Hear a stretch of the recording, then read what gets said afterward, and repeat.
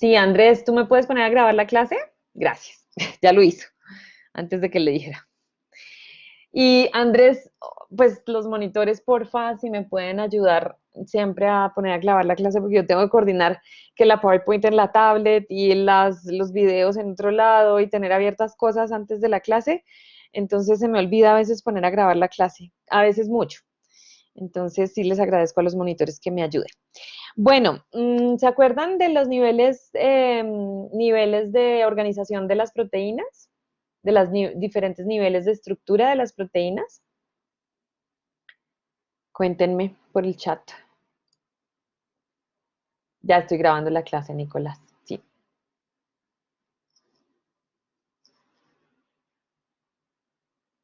¿No? ¿No se acuerdan?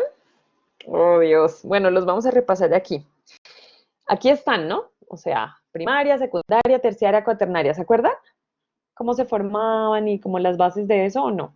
Lo ven en biología celular. Cuéntenme, chicos.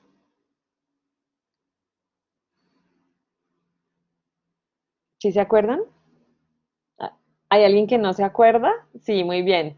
Primario, lo que dice Esther está muy bien. Primario es la lineal. Secundario es hélices alfa y láminas beta. Terciario, sí, listo, bueno, lo vamos a explicar igual. Pero muy bien que se acuerden, repasan los que ya se acuerdan.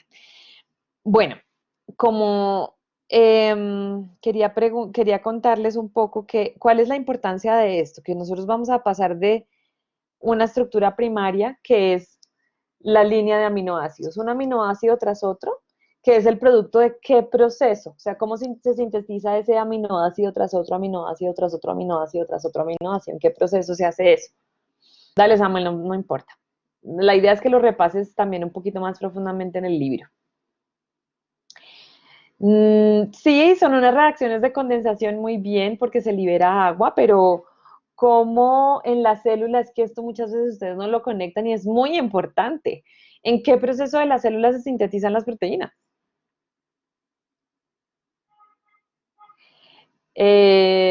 ¿Transcripción? ¿Están de acuerdo todos?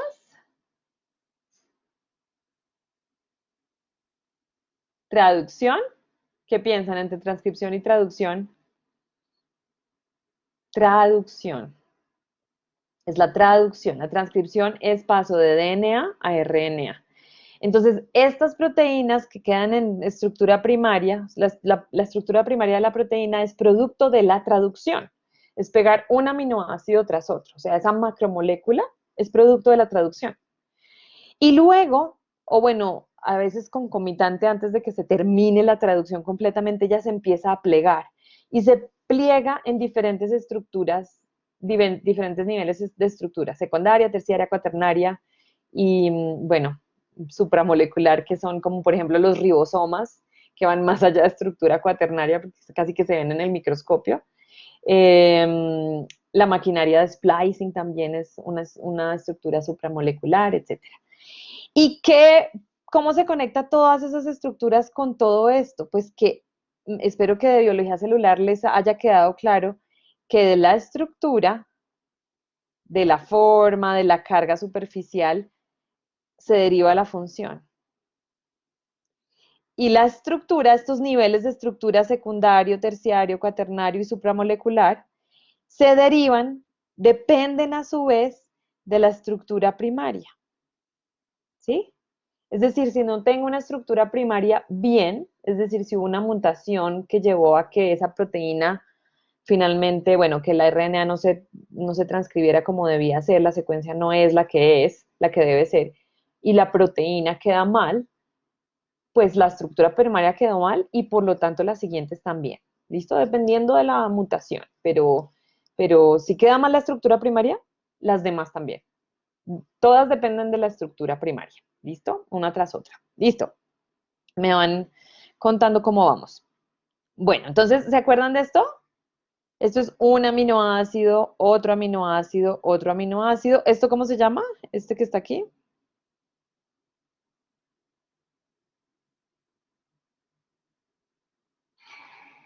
Enlace peptídico, exactamente. Entonces, el enlace peptídico es el que une aminoácido tras aminoácido. Entonces vamos a ver un videíto, una animacioncita que, ay Dios mío. Bueno, terminemos el show. No sé qué pasa. ¡Ah, Dios! Se bloqueó. Ah, no, ya. Ok, equipo. Bueno, entonces vamos a ver una animacioncita.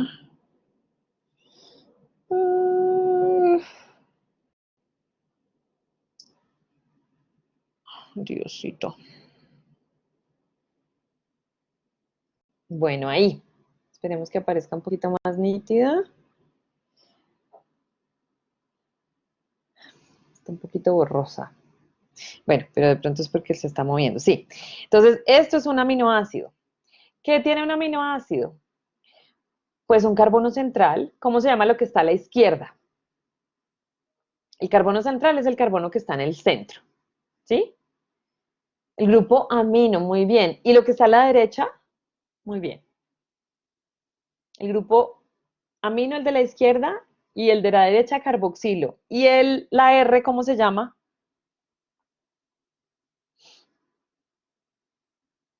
Radical, exacto. Radical o cadena lateral. Entonces ahí están.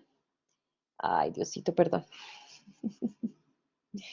No, se saltó. Oh, perdón, se me saltó. Bien. Entonces, amino, carboxilo, y por eso se llaman aminoácidos, porque el carboxilo es un ácido. Se llama aminoácido. Y el de abajo es un grupo R. Entonces, esa estructura central la tienen todos los aminoácidos. ¿Quién se une con quién para unirse entre aminoácidos? Este primer aminoácido lo voy a unir con otro aminoácido. ¿A dónde lo uno a ese segundo aminoácido? ¿A la derecha o a la izquierda de este? Muy bien, el amino y carboxilo. Charet. Se unen el amino y carboxilo. ¿Dónde uno el siguiente aminoácido si soy el ribosoma y voy a sintetizar una proteína? Este es el primer aminoácido. ¿Dónde uno el siguiente? ¿A la derecha o a la izquierda de este? A la derecha. A la derecha. ¿Listo? Entonces, ¿qué ocurrió? Pues que aquí, esperen a ver si esto no se ve. Este grupo amino, el que está en verdecito, quedó libre. Ese es el único que va a quedar libre porque todos los demás, siguiente, van a estar ocupados, enlazados con el grupo carboxilo anterior.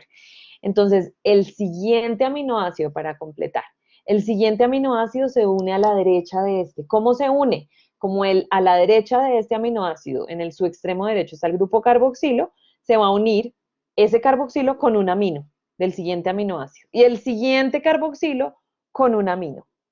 Y el siguiente carboxilo con un amino. Y así es la estructura primaria de la proteína. ¿Listo? Entonces ahí está la cadena lateral o el grupo radical, el grupo R, que me va a permitir diferenciar los 20 aminoácidos que forman proteínas, si se acuerdan. Se deshidrata para unirse, sí, exacto. Sale una moleculita de agua cada vez que yo hago un enlace peptídico. Muy bien. Listo. Entonces, esperen un momentito a ver si yo puedo poner el teclado aquí otra vez a funcionar.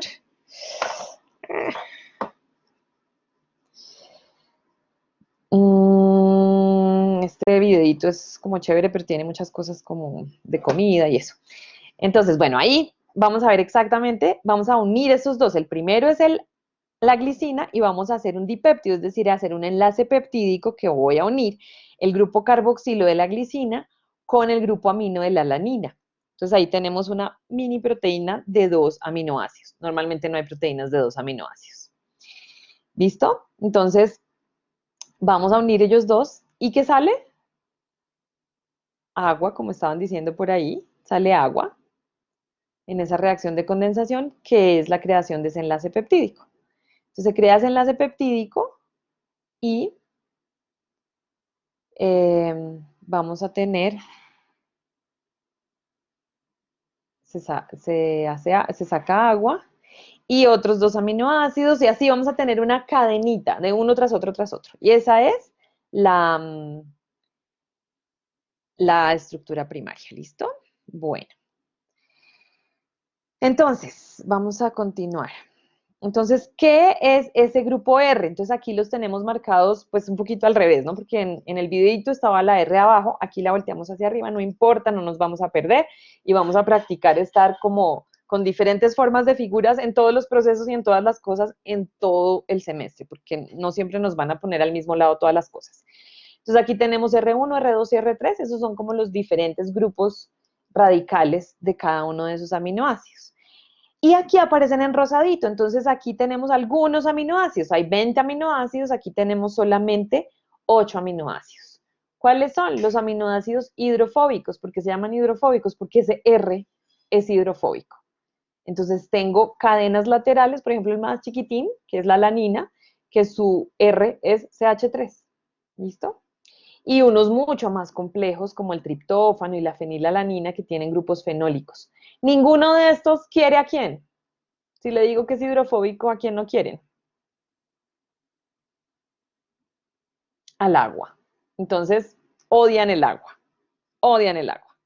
Estos aminoácidos hidrofóbicos. Bien. Entonces, aquí tenemos otros aminoácidos que son los hidrofílicos. ¿Por qué serán hidrofílicos? Cuéntenme ustedes de lo que vimos un poquito en la clase pasada.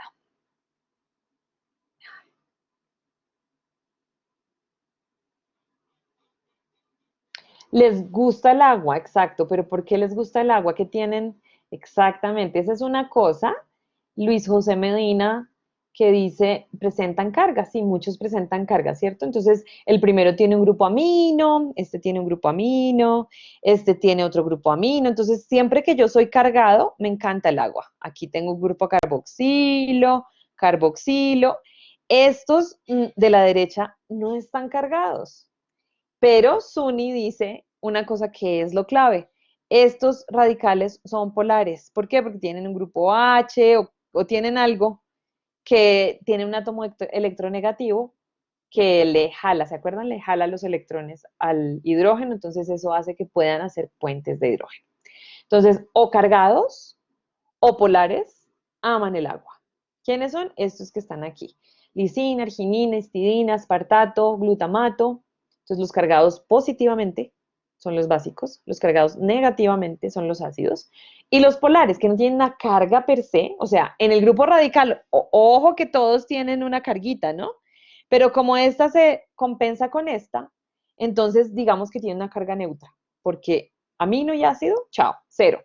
Entonces, en su grupo radical tienen o una carga positiva o una carga negativa o polar. ¿Listo? Todos esos aman el agua. Son hidrofílicos.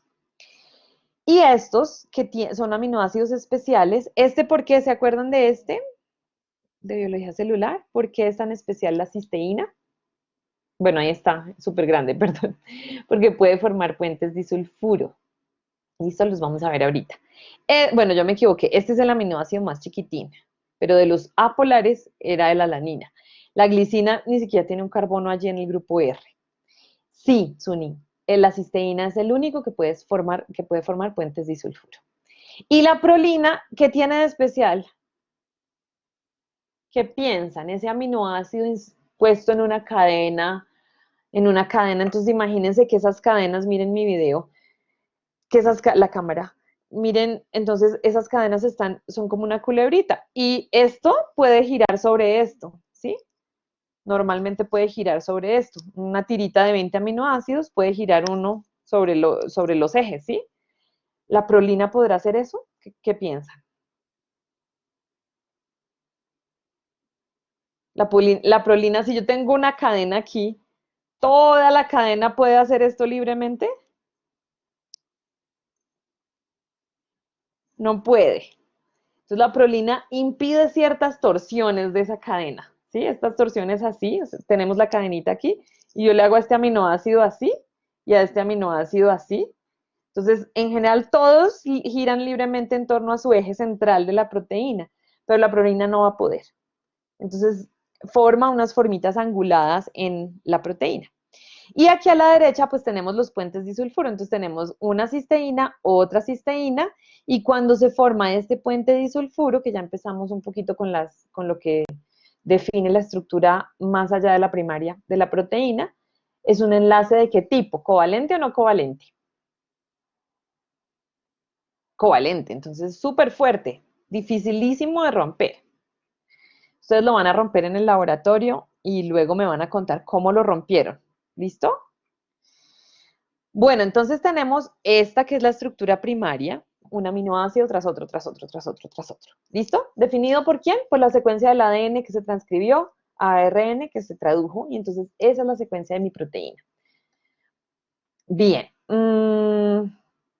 Entonces vamos a ver un poquito sobre cómo subimos de estructura. Entonces las otras estructuras son principalmente formadas por enlaces no covalentes, ¿como cuáles? ¿Qué vimos la vez pasada sobre enlaces no covalentes?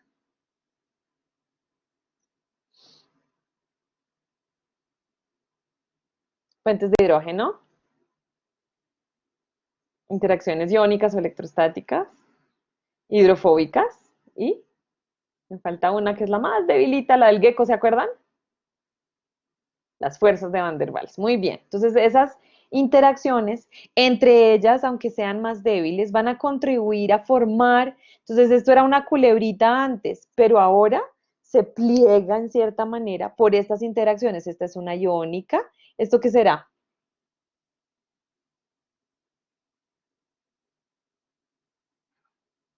Un puente de hidrógeno. Esta es una fuerza de Van der Waals. Ahí como que se crean unos dipolos muy, muy efímeros y eso. Entonces vamos a ver la estructura secundaria, que ya me dijeron, pero lo vamos a repasar para los que no se acuerdan. La estructura secundaria pueden ser esto, que son ¿qué? ¿Cómo se llama esto? Los dos ejemplos más comunes son hélices alfa. ¿Listo? Y estas, ¿cómo se llaman? Láminas beta. ¿Listo? ¿Cuál es el principio común? Son puentes de hidrógeno que se forman y hacen que hagan estas formitas que son un poquito más allá de una dimensión. Entonces, ¿quiénes forman puentes de hidrógeno? Entonces, puentes de hidrógeno entre el esqueleto de la estructura, es decir, fíjense aquí, este es un aminoácido, ¿sí? NCC. Este es otro aminoácido, NCC, este es otro aminoácido. Fíjense esta interacción. Entonces, se hacen entre este, que es el grupo carboxilo, con un carbono de aquí de este otro aminoácido, puentes de hidrógeno. Todos son puentes de hidrógeno en la estructura secundaria, solo entre los grupos del esqueleto, es decir, no entre los grupos R, lo voy a anotar aquí. No entre R. ¿Listo? No entre R. Los de secundaria siempre son no entre R, entre el esqueletito, entre la parte central de ese esqueletito, no entre los grupos R que son ramificaciones que suben y bajan, ¿listo? Entonces no entre R, solo entre el esqueleto, ¿listo? Y son hélices alfa porque hacen como un resortico y láminas beta porque hacen una cosa plana, como una sabanita, ¿listo? Bien.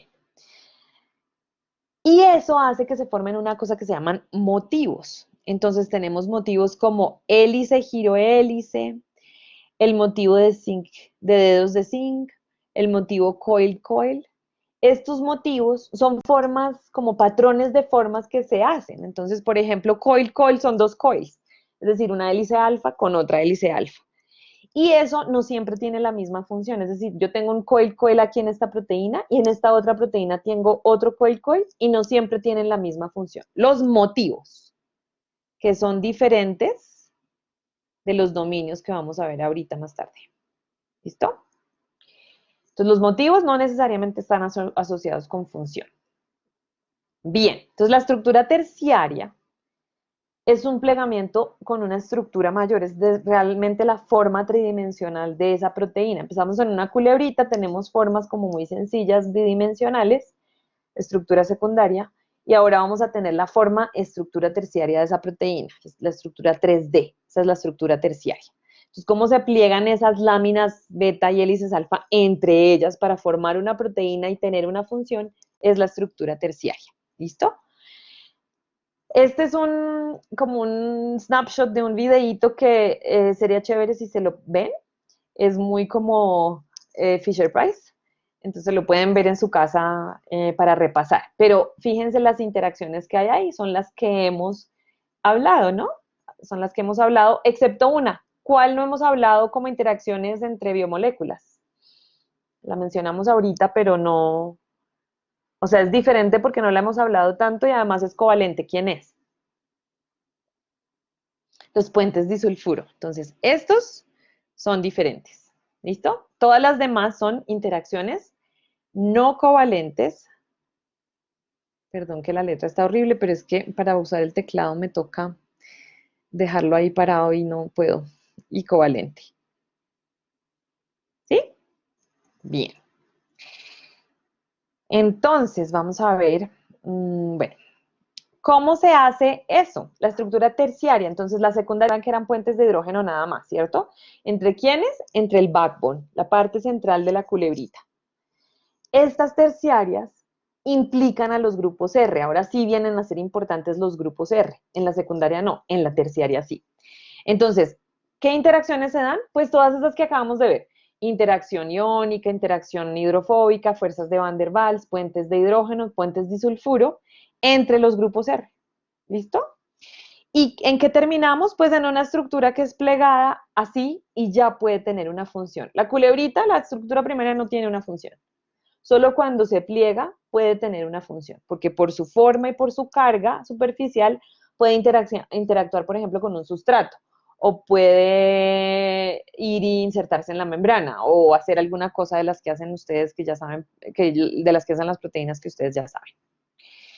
Bien, cuéntenme un poquito, ¿cuáles diferencias hay entre estructura secundaria y estructura terciaria? En el chat, pero alguien que no haya chateado hoy. Pues en el chat de Blackboard. Seguramente han chateado en WhatsApp.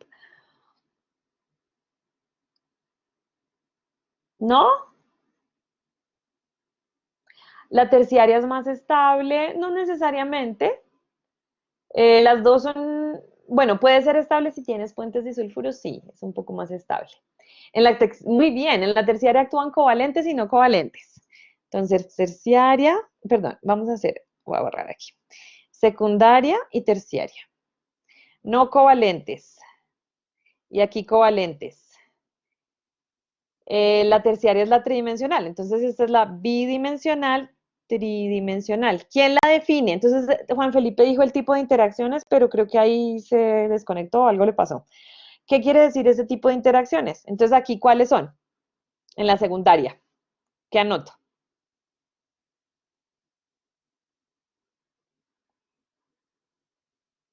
Muy bien, la secundaria no define función. Me voy a distraer aquí. Y esta sí. Puentes de hidrógeno, aquí. ¿Y no más? ¿En la secundaria? ¿Y en la terciaria? ¿Sí más? Diana, ¿qué piensas? ¿Qué otra cosa? Solo esa, muy bien. Y aquí sí, puentes de hidrógeno, puentes disulfuro, interacciones iónicas, todo participa en la terciaria. ¿Listo? ¿Entre quiénes? Quiero que eso quede claro porque normalmente no lo tienen claro al finalizar este capítulo. ¿Entre quiénes? Puentes de hidrógeno, ¿entre quiénes? Y todas estas, ¿entre quiénes? Grupos R, ¿dónde? ¿A la izquierda o a la derecha? Entonces, solo el backbone, el esqueleto, la parte central. Y aquí pueden estar grupos R, implicar grupos R. ¿Listo? ¿Claro?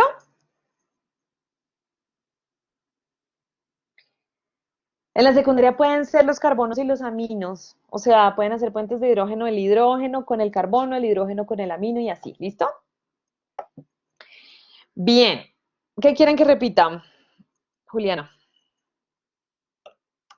En la secundaria las interacciones son solamente, entonces digamos, yo tengo NCC, NCC, ese es un aminoácido, el otro aminoácido. ¿Qué es esto? La parte central del aminoácido. Aquí arriba está el H y aquí abajo el R. ¿Sí? Entonces, esta parte central es la que forma puentes de hidrógeno. ¿Cómo? Así, Chan. ¿Sí? Pues no tan largo. Mientras que aquí tengo la misma culebrita NCC, NCC, NCC, NCC, y los grupos H y R, H y R, y yo puedo hacer esta interacción, H y R, H y R, y yo puedo hacer esto, chun, ¿sí?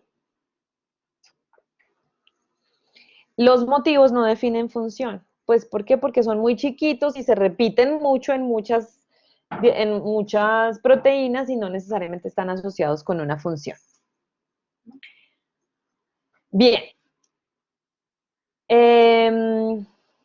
Listo, creo que quedó claro esa parte de estructura secundaria y terciaria.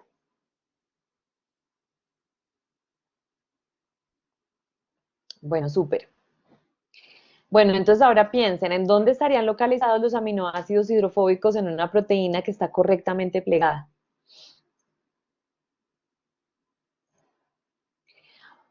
Bueno, ya te digo, Eric. Hacia adentro, ¿claro? Súper importante. ¿Dónde están los aminoácidos hidrofóbicos? Todos se pliegan hacia adentro. ¿Por qué no hacia afuera, Sharet?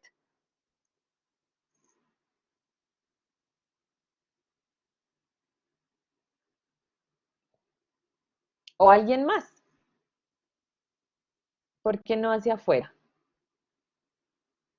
Porque hacia afuera está el contacto con el agua. Acuérdense que somos agua completamente.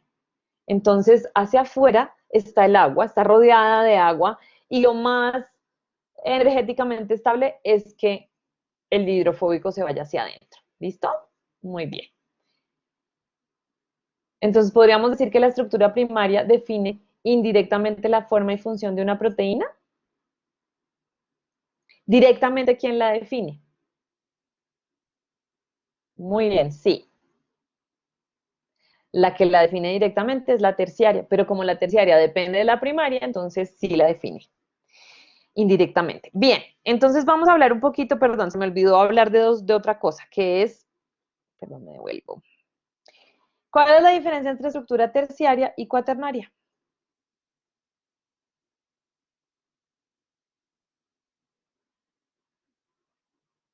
Exacto, entonces la cuaternaria es igual a la unión de varios polipéptidos.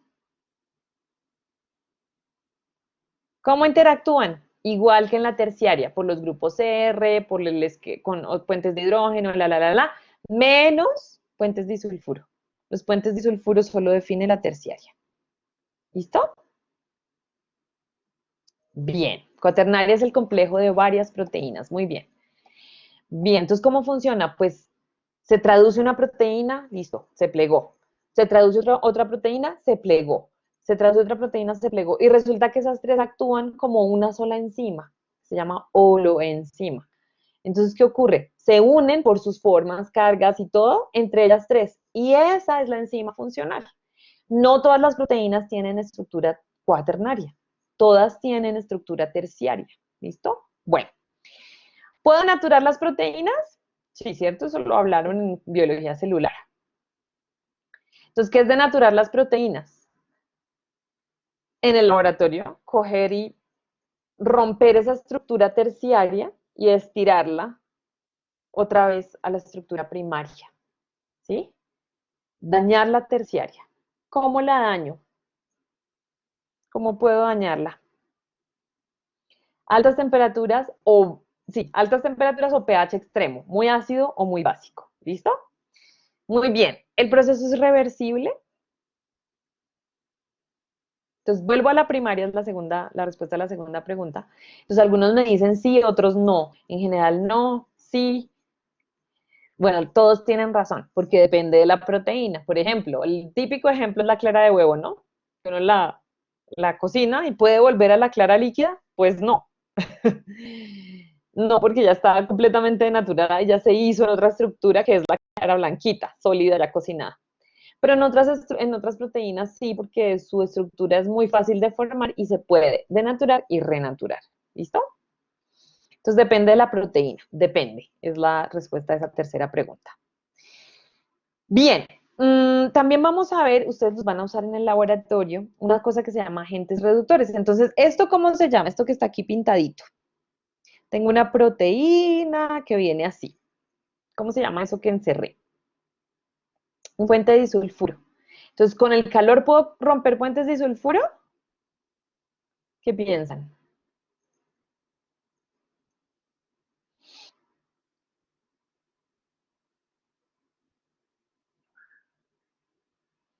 No, la verdad es que los puentes disulfuro no se pueden romper con el calor. Entonces, utilizo una cosa que se llaman agentes reductores. Ojo, reductores, no son oxidantes, son agentes reductores. ¿Qué hacen? Pues reducen esto y el resultado es este, es decir, un puente de disulfuro roto, ¿sí? ¿Cómo es? Pues ese agente reductor se roba el enlace covalente y se lo pone el mismo. Entonces, la proteína que estaba así, pues ahora que estaba plegadita así, ahora está así, porque ese puente de disulfuro ya no está. Entonces, los agentes reductores ayudan a romper esas estructuras terciarias también, aparte de los agentes denaturantes que son temperatura y pH. ¿Quiénes son agentes reductores? Mercaptoetanol, 2-mercaptoetanol o beta-mercaptoetanol. Los dos huelen horrible, ¿ok? Son compuestos con azufre, entonces huelen a huevo bicho. Y ditiotreitol, DTT. ¿Listo? Se usan mucho en el laboratorio. Entonces vamos a ver una cosita que es el experimento de Amphisen. El experimento de Amphisen es un señor cuyo apellido es Amphisen y, y, y que hizo experimentos con una ribonucleasa que tenía su plegamiento perfectamente bien y le puso un agente reductor. Entonces, ¿qué hizo? Pues rompió todas estas puentes de sulfuro que había aquí, los rompió y también añadió calor. Entonces, este fue el resultado. Y cuando trató de hacerlo de nuevo, de revertir esto en esta proteína que es muy estable, la ribonucleasa, cuando veía que, entonces este fue el experimento, puso denaturante, es decir, calor y reductor. Y lo que hizo fue, bueno, denaturante realmente era urea en este caso, y agente reductor DTT, ¿listo? Entonces se denaturó la proteína y luego quitó el denaturante y quitó el reductor al mismo tiempo, y en otro experimento quitó primero el reductor y luego el denaturante. ¿Y qué pasó? Esta adquirió bien su estructura y esta no. ¿Eso qué quiere decir? ¿Alguien me puede contar con el micrófono?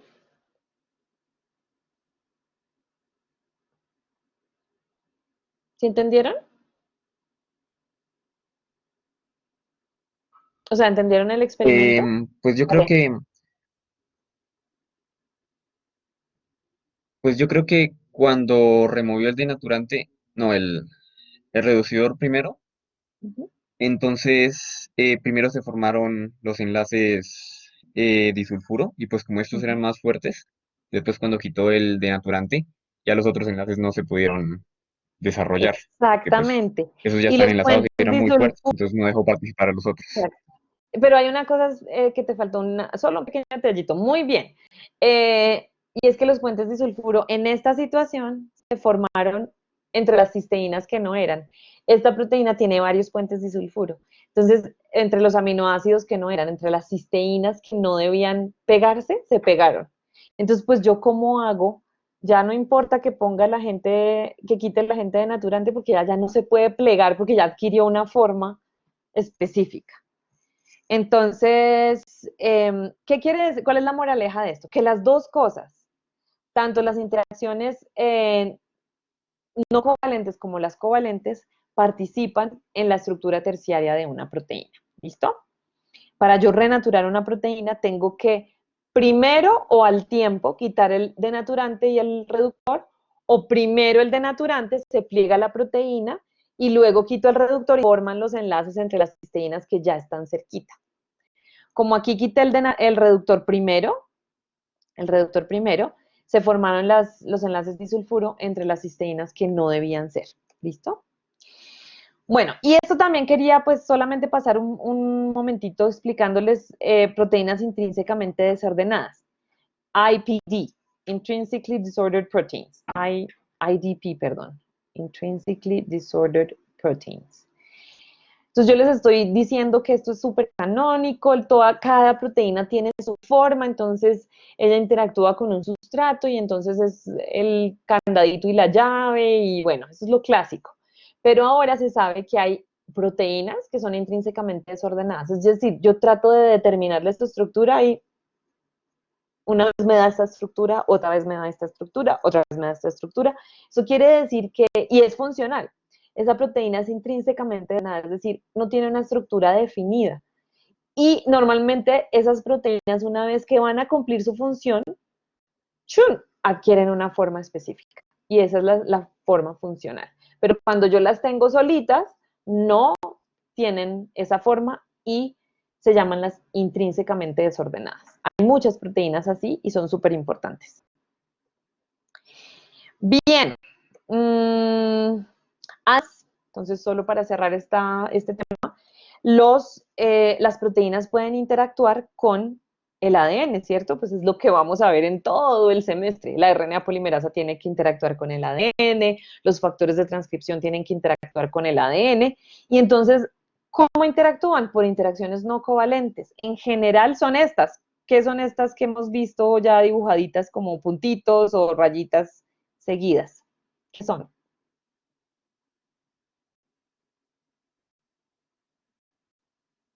Entonces, esta verde es una proteína y son dos bases nitrogenadas dentro de un ADN, que es una molécula de ADN grande, e interactúan por puentes de hidrógeno, exactamente. Interactúan en general por puentes de hidrógeno y un poco menos por interacciones iónicas.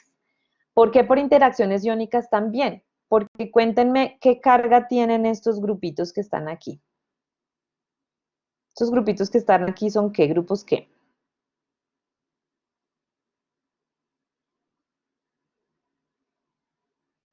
Son grupos fosfato, ¿qué carga tienen? Entonces son cargados negativamente. Entonces hay algunas proteínas que son cargadas positivamente y se agarran de aquí, pero la mayoría de las cosas que vamos a ver, como RNA polimerasa, los factores de transcripción, casi todo eso interactúa por puentes de hidrógeno con el ADN. ¿Listo? Bien, entonces también vamos a tener, ay, se me perdió una diapositiva. Pero entonces yo les dije los motivos. Los motivos son estructura secundaria que en general no están asociados con función, pero hay otra cosa que se llama dominios, que son estructura terciaria, y esos sí están asociados con función. Entonces, por ejemplo, el hélice, giro hélice, arriba hemos mencionado hélice, loop, hélice. Estos son factores de transcripción, estos son muy comunes en factores de transcripción que toman esta forma y abrazan con esto es una hélice, esto es un giro y esto es otra hélice. Entonces, abrazan con esos giros el ADN y pueden interactuar por puentes de hidrógeno con el ADN. Entonces, muchos factores de transcripción tienen esos dominios. Los dominios sí son funcionales. Entonces, los hélice, giro, hélice son dominios y casi siempre están en factores de transcripción. O estos que son zippers de leucina, también son factores, son dominios, o sea, función, sí se traducen en función, que agarran el ADN como una tijerita. O sea, no lo cortan, pero sí lo agarran así como un alicate, ¿listo? Bien, y si quieren profundizar un poquito más, esta TED Talk es chévere porque es de un señor que diseña proteínas. Entonces las diseña basadas en los principios que acabamos de ver, pero diseña proteínas para industria, para medicina, sobre todo para medicina. ¿Listo? Si quieren, vean. Entonces, dominios son de estructura terciaria y son un poco más grandes y definen función. Motivos son cositas de estructura secundaria, son más chiquitos y no definen función. ¿Listo? Un dominio, un ejemplo de un dominio es una cremallera de leucina. Si una proteína tiene una cremallera de leucina, que eso se puede predecir por computador con la secuencia de la proteína, yo ya sé que esa proteína se une al ADN. ¿Sí? Mientras que si tiene tal dominio X, tal motivo X, no necesariamente tiene cierta función. Listo, chicos. Entonces, mientras cambiamos de tema, quería que habláramos un poquito de la tarea. Entonces, la tarea la van a encontrar, esto es lo que no me gusta, la van a encontrar en semana 1. Y cuando se meten aquí, bajan, bajan. Entonces, perdón, ay, ¿cómo estaba? Ay, ay, ay, cantallones. ¿Dónde era que estaba? Mentiras, no, no la encuentran en semana 1, lo siento. Andrés, perdóname, ya sé que me ibas a corregir. Listo, en semana 2, ¿listo? Porque la siguiente es la semana 2, pero como es puente, entonces necesito organizarme bien con ustedes, porque hay una actividad que vamos a hacer en clase al principio de la clase del viernes próximo, pero para eso ustedes tienen que haber leído, o bueno, como a la mitad de la clase y hasta el final. Entonces, tienen que haber leído y van a leer, cada quien va a leer una cosa diferente. Entonces, por grupitos van a leer cosas que son diferentes, o sea, no a todos les va a tocar la misma tarea, ¿listo? Entonces, vamos a ver. Ay, no me deja hacer clic, Andrés, yo no sé por qué. Es como canción ese Jenay Ali. Listo. Entonces, ay, Dios. Eso no era lo que le quería hacer clic. Es que mi dedo es muy gordo en esta tableta. Bueno, entonces, fíjense, ustedes lo van a poder ver, pero fíjense quiénes van a leer qué. Y eso lo tienen que leer para el próximo viernes. Entonces, el ICASA leen todas estas personas. ¿Sí están viendo? SSB leen estas personas. DNA polimerasa a estas personas. O sea, búsquense en la lista y miren qué les toca leer. ¿Listo? Y lo que necesito que averigüen está en esta tabla de información. Entonces, de esa pregunta cada uno de ustedes, solo de esa, me tocó el ICASA, entonces voy a ver cuál es la función de la ICASA, cuál es la fase de la replicación en la que se utiliza, cuál es el mecanismo de acción, requiere cofactores o no requiere cofactores, existen procariotas o solo neocariotas o en los dos, y cosas adicionales que encuentre. ¿Listo? Entonces van a llenar esta tablita. Bueno, ahí está, en ese Ginayali está... Si hacen clic en la guía, perdón, están todas las instrucciones de lo que les estoy dando ahorita. Entonces está la tablita con cada uno de sus nombres que van a leer y qué deben entregar. Entonces, de aquí al miércoles o de aquí al martes, digamos de aquí al martes, leen. Al martes a las 5 de la tarde. Y entre ustedes se ponen de acuerdo porque todos estos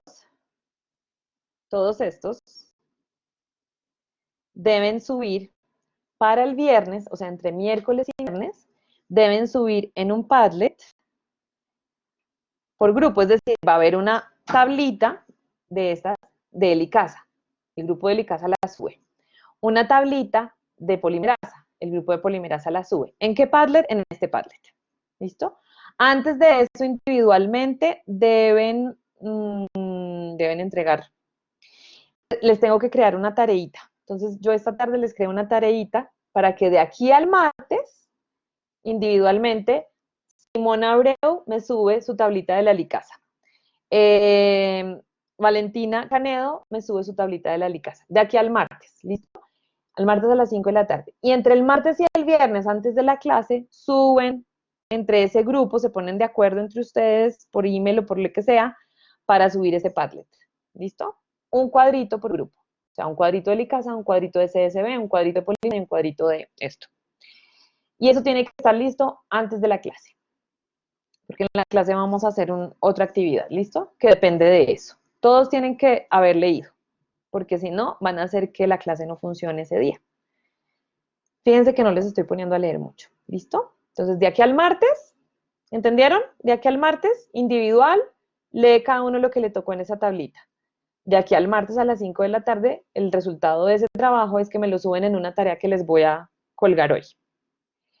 Y entre martes y viernes suben ese grupito que le tocó todo la Licasa, suben la tablita de la Licasa poniendo en común sus tablas. O sea, la tablita perfecta de Licasa debe estar subida antes de las 10 de la mañana el viernes, que es cuando volvemos a tener clase. Bueno, eso es todo sobre la tarea. ¿Tienen preguntas?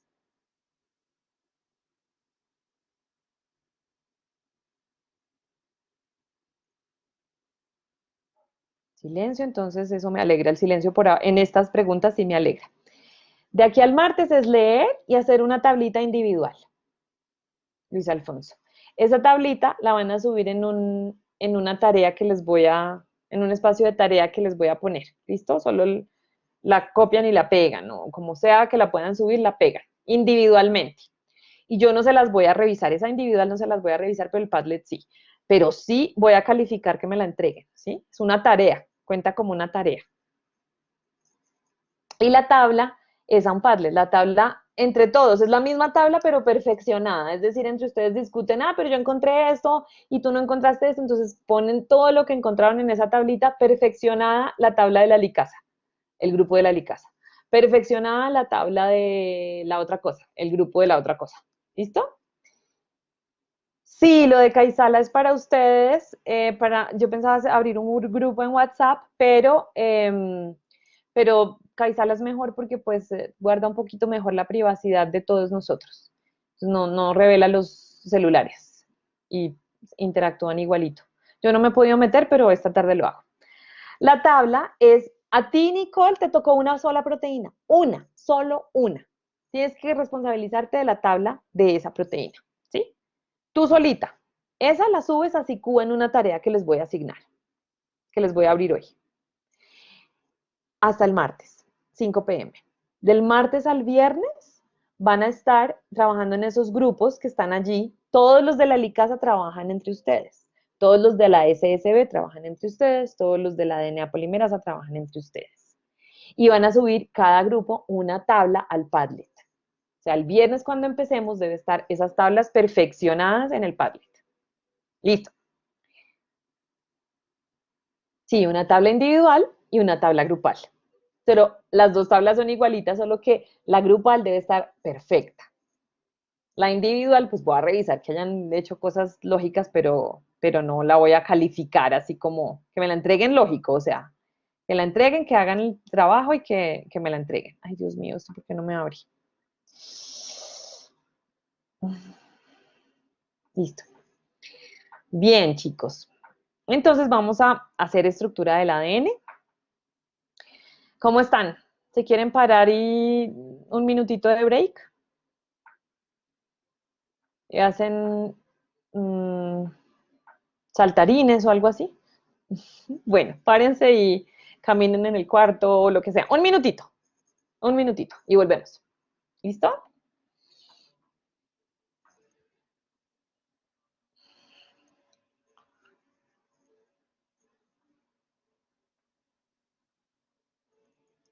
Ajá, pausa activa, perfecto.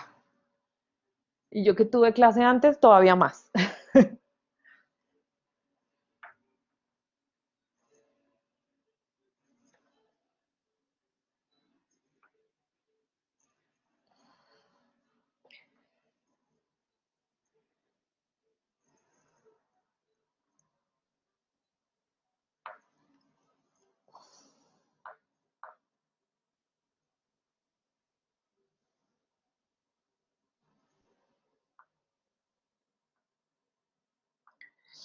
Bueno, chicos, perfecto. Volvamos entonces. Entonces, vamos a ver la estructura del ADN, que también es repaso. Lo de estructura de proteínas fue repaso. ¿Ya lo sabían? Los que no lo sabían, ¿sí se acordaron que sí lo sabían? ¿Lo recordaron?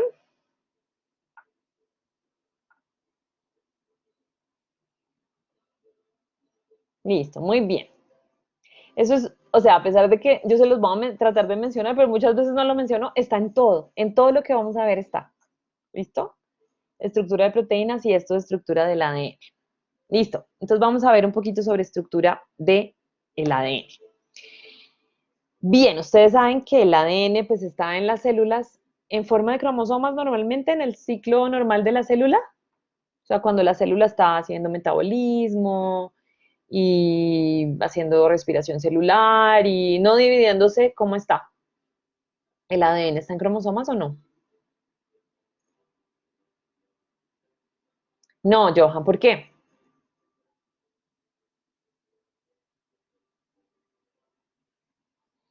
Entonces, cuando la célula no está haciendo división, está en regado ahí o sea, sí está, hay cromosomas, es una hebra entera de ADN, pero no está empaquetada en cromosomas, ¿sí? No está empaquetada en esto que tenemos aquí pintadito. Esto que tenemos aquí pintadito, ¿cuándo se forma?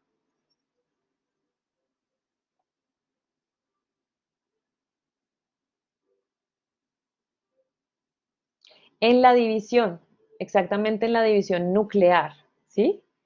O sea, la célula replica el ADN, luego lo empaqueta en cromosomas y los reparte a sus células hijas. ¿Listo? Entonces, normalmente, ¿cómo está el ADN? Pues así.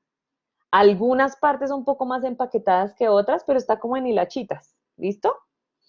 Bien.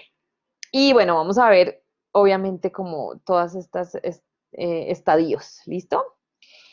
Bien. Entonces, bueno, ¿cómo se descubrió? ¿Se acuerdan cómo se descubrió que el ADN era el portador de la información genética?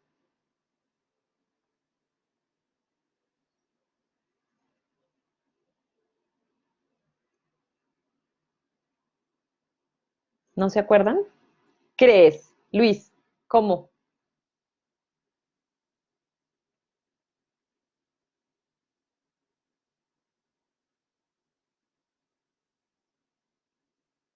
Sí, dale. En estos casos no me tienen que pedir permiso. O sea, si yo les doy la palabra, pueden hablar. Si dije Luis, puedes hablar.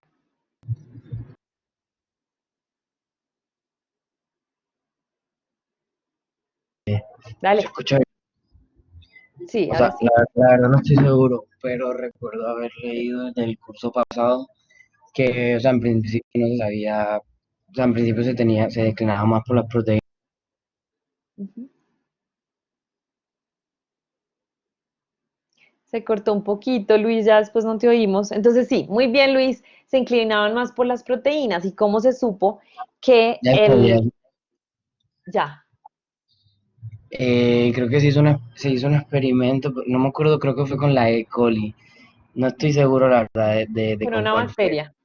Sí, Ujú. fue con una bacteria que, la bacteria tenía una capa proteica y adentro tenía el ADN, entonces se dieron cuenta de que lo único que, o sea, cuando la bacteria como infectaba, o sea, pasaba su ADN, era cuando se obtenían más réplicas, pero que Ujú. la capa proteica alrededor, no, ya después ya no, o sea, después que Bueno, inyectaba el ADN, por decirlo de una forma, ya quedaba ya. estás mezclando dos experimentos, unos con virus y otros con bacterias, pero bueno, tienes razón, era uno de ellos es con bacterias y es el experimento de Griffith, que también sí tiene una capa como mucilaginosa cuando la bacteria es virulenta, es decir, cuando causa enfermedad, y había cepas que no causaban enfermedad. Entonces, este es el experimento de Griffith. ¿Se acuerdan de él? ¿Lo explico? Sí, Eric, ¿sí se acuerdan o no se acuerdan? O no, o sí lo explico, perdón. Bueno, lo explico. Ok. Listo, entonces había dos cepas este microorganismo que causaba neumonía en ratones. Una que es la rojita que estaba rodeada, esa cepa naturalmente tenía como una cápsula y cuando tenía cápsula podía matar al ratón de neumonía. Mientras que otra que no tiene cápsula, cuando la inyecto, no puede matar al ratón de neumonía. ¿Listo? Ya te acordaste, Javier. Muy bien. Y bueno, ahí pueden ver esto que les estoy contando en una animación más chévere. ¿Listo? Bueno, ¿qué pasa si mato las bacterias de Streptococcus? O sea, de estas que son las virulentas, ¿cierto? Rojitas y con cápsula. Si yo no las mato, matan al ratón. Pero si las mato con calor y las inoculo en el ratón, ¿qué pasa?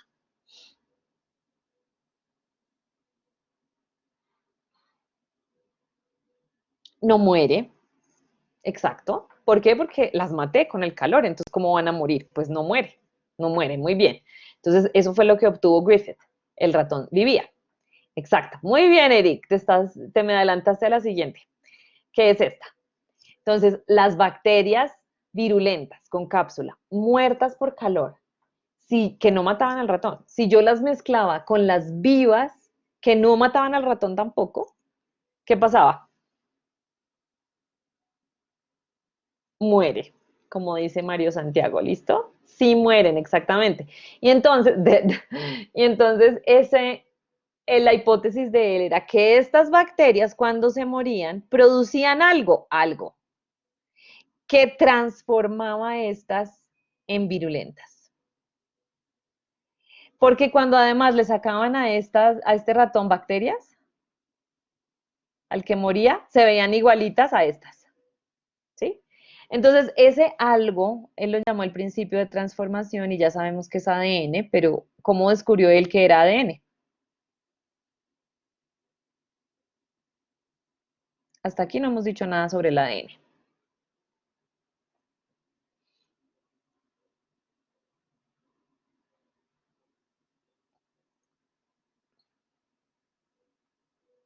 ¿No? Porque comenzó a utilizar enzimas que degradaran, digamos, las proteínas. Y si seguía siendo virulento, entonces eso no era. Y así por descarte hasta que llegó al ADN. Muy bien, Laura, muchas gracias. Entonces, bueno, eso era lo que les acababa de decir. Entonces, exactamente lo que Laura dice fue lo que hizo. Volvió a hacer este experimento, de esta página. Pero lo que hacía era, antes de mezclar las bacterias, bueno, obvio, las calentaba, y después de calentarlas, aquí hacía un paso intermedio.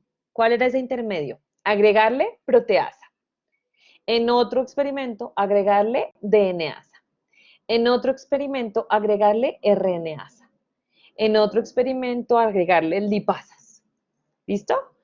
Y luego los mezclaba, los inoculaba en el ratón y veía cuál se moría. ¿Cuáles ratones de estos van a morir? No vamos a hacer todos. 1, 2 y 3. ¿Cuál ratón va a morir? ¿O cuáles ratones van a morir? Sí, mato muchos ratones.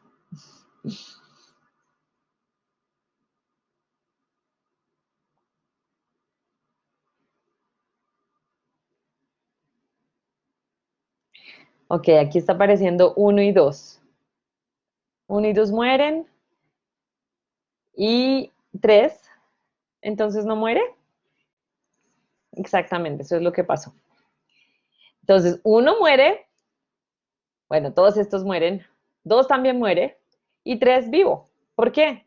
Porque el principio de transformación se destruyó cuando yo le puse DNA. Entonces ahí ya descubrió que el principio de transformación era DNA, es decir, lo que se pasaba de información genética para transformar una bacteria a otra cosa, a capacidad de matar a un ratón, era DNA. ¿Listo? Claro, eso sí se acuerdan, ¿cierto? Bien. Y recobraba, obviamente, esas bacterias súper virulentas y con cápsula de todos los ratones que morían y de aquí no la podía recobrar porque no había principio de transformación que transformara. Muy bien. Este lo van a tener que leer ustedes, que es el de Hershey y Chase. Se los dejo de tareita porque lo voy a preguntar en el quiz de la próxima semana. ¿Listo? El viernes, o sea, la próxima clase, porque el lunes no hay clase, el viernes tendremos quiz. El nombre de este experimento anterior era el experimento de Griffith. Se escribe Griffith. Mentiras, bueno, realmente Griffith llegó hasta aquí, pero Avery, MacLeod y McCarthy son los que hicieron este experimento, con base en el de Griffith, ¿ok? O sea, continuando el de Griffith. Uno tenía toda una vida para hacer un solo experimento en esa época. Ahora tiene que hacer miles. Listo, entonces, quiz para la próxima semana. 2 tareas. 1, leer el experimento de Hershey y Chase y hacer lo que les puse allí. ¿Listo? Este es muy sencillo, que es un poco lo que nos mencionaba Luis. Virus están compuestos solo de ADN y proteínas, entonces estos Hershey y Chase definieron quién era el que infectaba una célula bacteriana en un fago, en un virus que infecta bacterias que se llaman fagos. O sea, los virus que infectan bacterias se llaman bacteriófagos y de cariño les decimos fagos. Entonces trabajaron con un bacteriófago T2 que solo tiene proteína y ADN y empezaron a hacer experimentos para ver si era la proteína o el ADN el que funcionaba para infectar a la bacteria. ¿Y qué concluyeron? O sea, se lo van a estudiar, pero ¿qué concluyeron?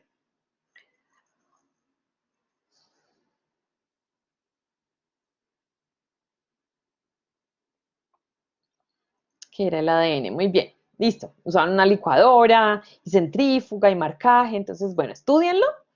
Ahí está también, pero pues lean un poquito sobre él. Y eso fue, fíjense dónde fue. Avery. Avery está aquí. El de los ratones. ¿Listo? Como por aquícito. Fue el otro experimento que tienen que estudiar. Y aquí vamos a ver otros super descubridores que llevaron a que Watson y Crick descubrieran todo lo que descubrieron. ¿Listo? Alguien abrió su micrófono y hay ruido, porfis revisen. Bueno, entonces la composición de un nucleótido, ya lo vimos, ¿no? La clase pasada. O sea, fosfato, ribosa y base nitrogenada se unen por enlaces covalentes con el centro de la ribosa y producimos un nucleótido. ¿Bien? ¿Qué tipo de nucleótido es? ¿Purina o pirimidina?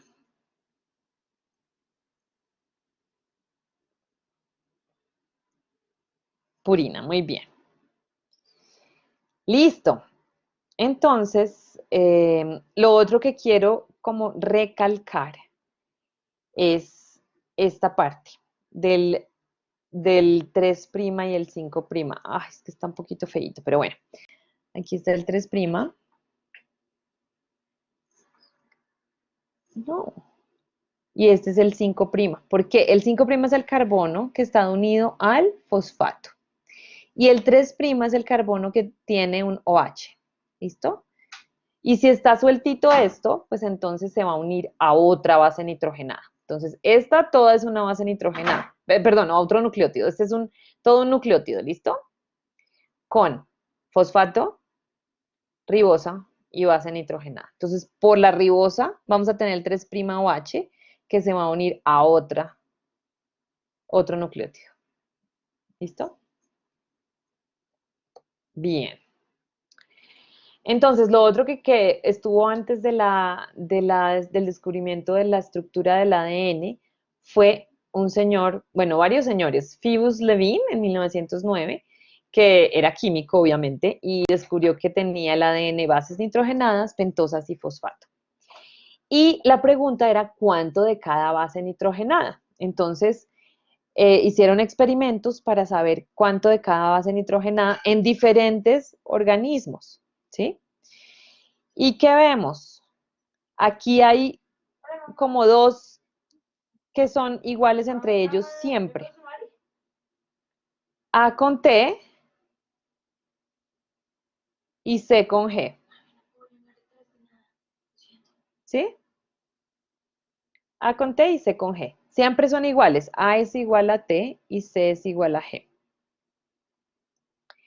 Y esa es la regla de Chargaff, que fue otro químico que hizo muchas veces esto. No es exactamente igual, pues porque la química tiene sus errores y además hay otro poquito de nucleótidos allí en la célula que pues me desvían un poquitito.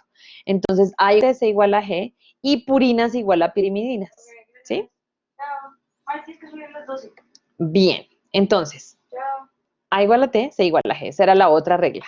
Y así, con esto y con esto, que fue ¿quién? ¿Quién es esta señora?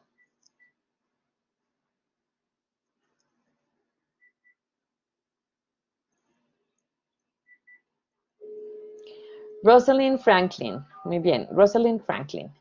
Ella era una dura para hacer rayos X, cristalografía de rayos X, en donde cristalizan, es decir, coge y purifica tanto una molécula que forma un cristal en el laboratorio. Y si yo le aplico rayos X y eso se refleja en algún lado, en una pantalla de rayos X aquí, entonces le aplico rayos X y eso se refleja aquí, me da algunas formas específicas. Y entonces esa forma era esa foto que aparece aquí, que es una hélice. Entonces, con esa hélice, estos dos personajes, que además tuvieron acceso a estos datos de manera escondida, Watson y Crick, muy bien, tuvieron acceso a esos datos de manera escondida y bueno, hubo muchas cosas que coincidieron para que ellos pudieran proponer la estructura de doble hélice que está allí en esa foto. Entonces, ¿qué sabían? Que es un polímero de nucleótidos, que tiene 4 bases nitrogenadas diferentes, que hay 2 purinas y 2 pirimidinas. La regla de Chargaff fue súper importante. Y este señor, Linus Pauling, había sugerido que el ADN debía tener puentes de hidrógeno, pero no ha visto las cristalografías de rayos X de Franklin. Y no pudo ir a una conferencia por unas cuestiones de visa en donde se discutió esto. Y si no, yo creo que Pauling hubiera ganado la estructura. Y bueno, Franklin había descubierto la doble hélice con sus cristalografías de rayos X y propusieron esa doble hélice, ¿listo? Entonces, ¿ellos cómo se forman? Se forman por la unión de nucleótidos por medio de enlaces fosfodiéster. Entonces, bueno, las proteínas, ay, perdón, a mí se me olvidó mencionarles, voy a hacer un paréntesis aquí, perdón. Voy a hacer un paréntesis, ¿listo? Porque esto se me quedó y es importantísimo. Entonces, paréntesis de proteínas. Proteínas. Entonces, aminoácido 1, 2, 3, 4, que se unen por enlaces peptídicos, ¿cierto? Pero entonces aquí los voy a pintar más como específicos. N, C, C, y el 3, N, C, C, y el 4, N, C, C, ¿sí? Aquí está el H y aquí está el R, así como les pinté antes. Entonces, en toda proteína, esto N, C, C. El primer aminoácido tiene un grupo amino libre, ¿sí? Que no está ligado con ningún otro aminoácido. Y el último aminoácido que tiene libre,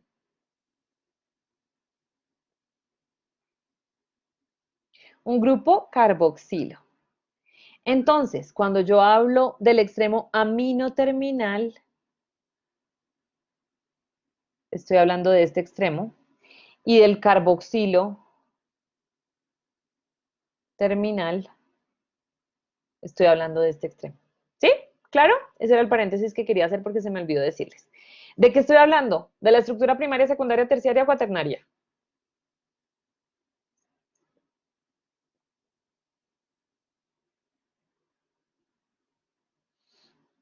De la primaria, exactamente. Es la culebrita. Empieza con una cosa y termina con otra cosa. Amino empieza, termina carboxilo.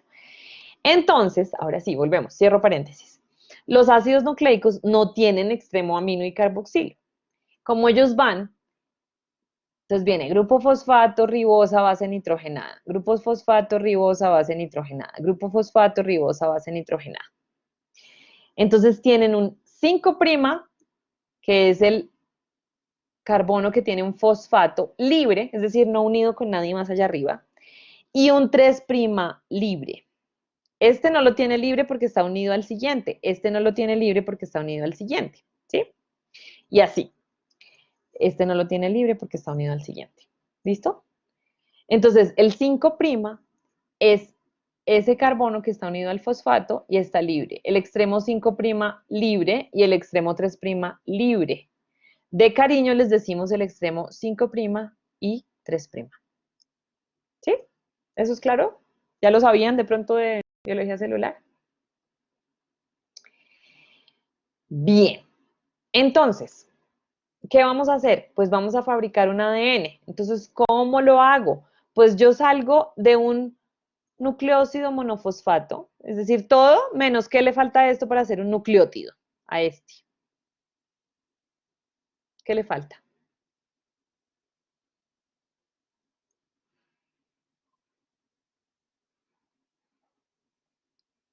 Para, para hacer ATP.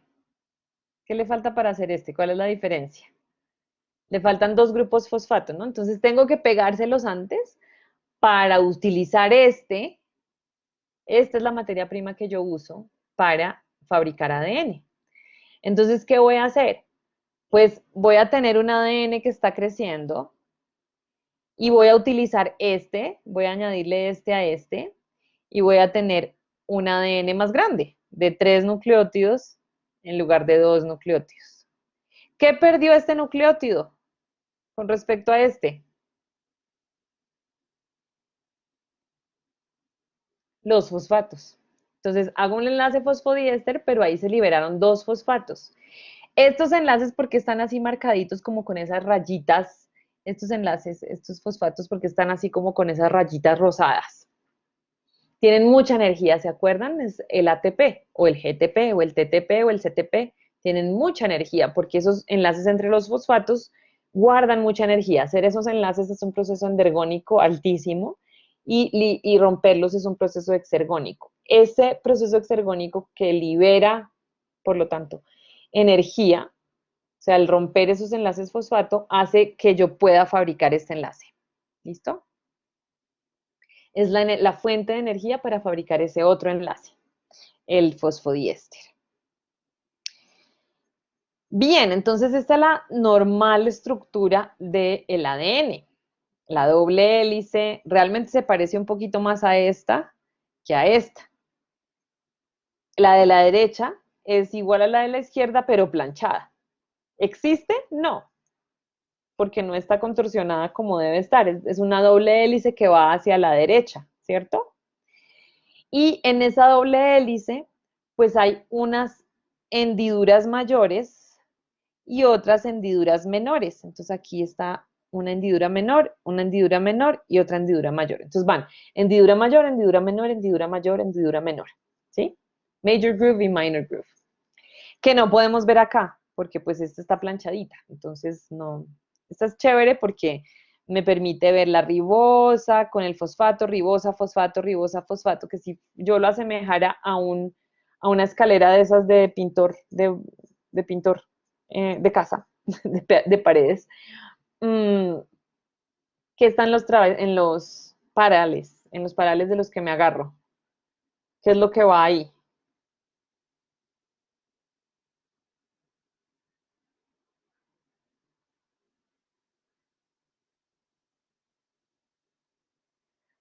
Sí, sí, esto es una escalera, está lo que va ahí, entonces son los enlaces fosfodiéster, muy bien.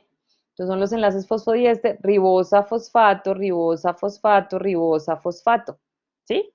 Son los enlaces fosfodiéster. Y en los parales donde yo me paro para subir, si lo asemejo a una escalera, ¿qué va a haber? Las bases nitrogenadas. ¿Y cómo se pegan esos dos mitades de la escalera? Con puentes de hidrógeno. Entonces, una cosa que quiero que observemos aquí, que repasemos, es todos los apareamientos entre bases tienen los mismos números de puentes de hidrógeno. No, exacto.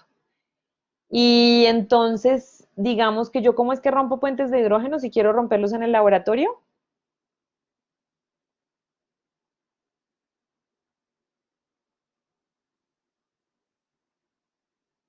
¿Se acuerdan?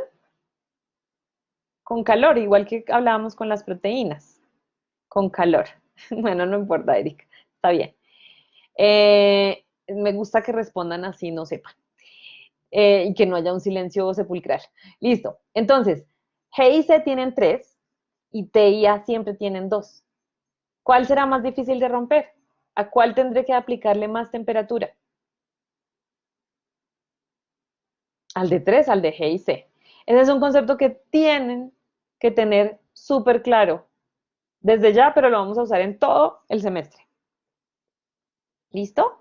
Entonces, estos son los apareamientos de Watson y Crick, 3 puentes de hidrógeno entre G y C y 2 puentes de hidrógeno entre A y T. Vamos a dejar ahí y entonces tienen tarea. Lo que sale en el Genially solamente es actividadcita individual y luego unirse en grupos para hacer lo del el Padlet de cada enzima. El grupo son todos los de la misma enzima. ¿Listo? Eso es la tarea. Entonces, de aquí al martes lo hacen individual, me lo entregan en una tarea que les vamos a abrir y luego, entre martes y viernes, se reúnen entre todos los de la LICASA o por aparte todos los de la DNA polimerasa, por aparte todos los de SSB, y ponen en común una tabla que es la que van a subir al Padlet. Entonces, las tablas del Padlet son perfectas, mientras que las primeras pueden tener errorcitos, ¿ok? Las del Padlet son perfectas. Y eso tiene que estar listo antes de clase el otro viernes. Y la otra tareita que les voy a hacer quizecito. Entonces, el jueves hay quiz para el viernes, igual que hoy. Y entra lo que vimos hoy más esa tareita. ¿Sí? La tareita de Hershey y Chase. Listo, yo igual voy a poner el anuncio. Sí, el jueves a las 5 de la tarde se monta y pueden resolverlo hasta el viernes a las 10 de la mañana en unos minutos que les damos. ¿Listos?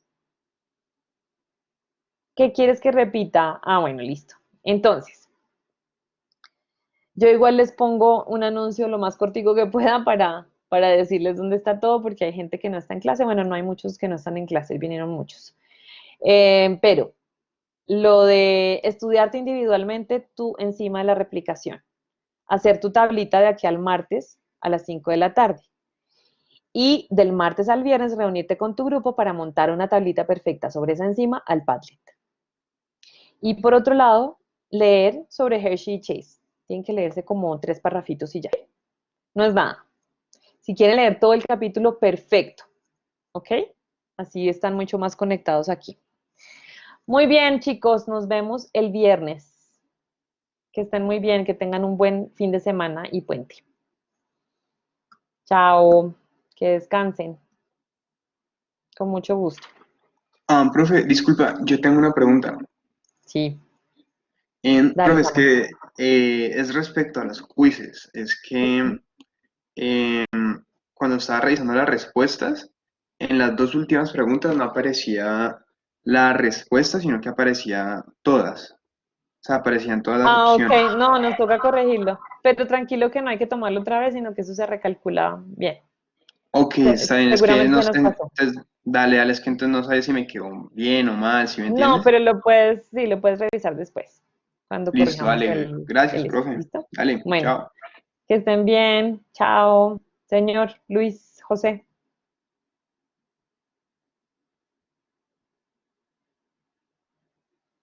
Dale, cuéntame. Ay, ¿por qué? ¿No puedes entrar? Ay. Bueno, lo que pasa es que tienen que entrar. Sí, bueno, creo que eres de los poquitos que lo tiene, pero tienes que entrar a padlet.uniandes. Espérame, uniandes.padlet.org. En uniandes.padlet.org, te lo voy a poner en el chat.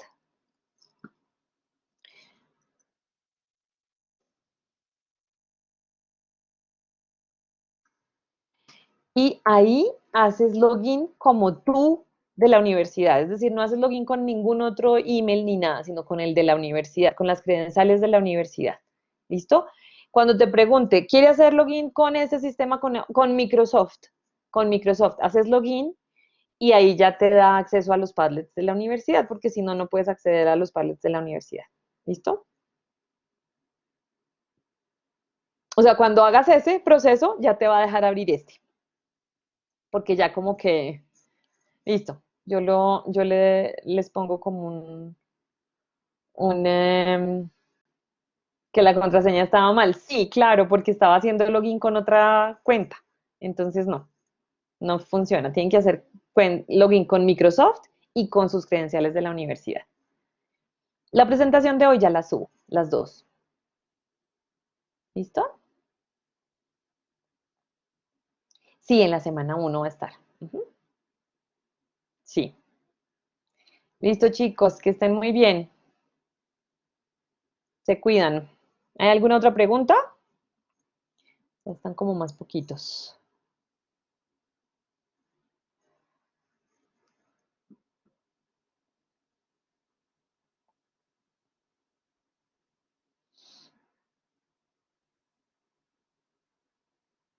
Mm, Laura Valentina y Andrés Felipe, si quieren, se quedan y no sé qué pasa con María Camila porque creo que está teniendo problemas de internet, lo cual es un grave problema.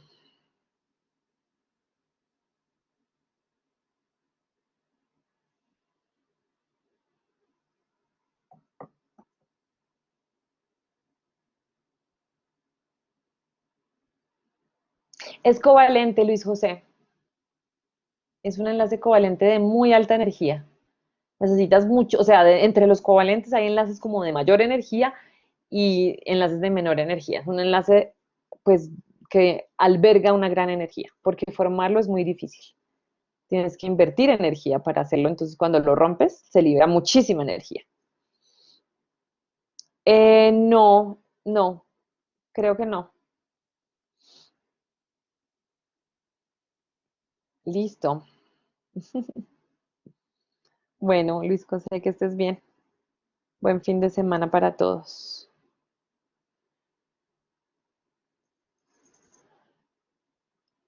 Laura y Andrés tienen clase ahorita, que ya salieron casi todos.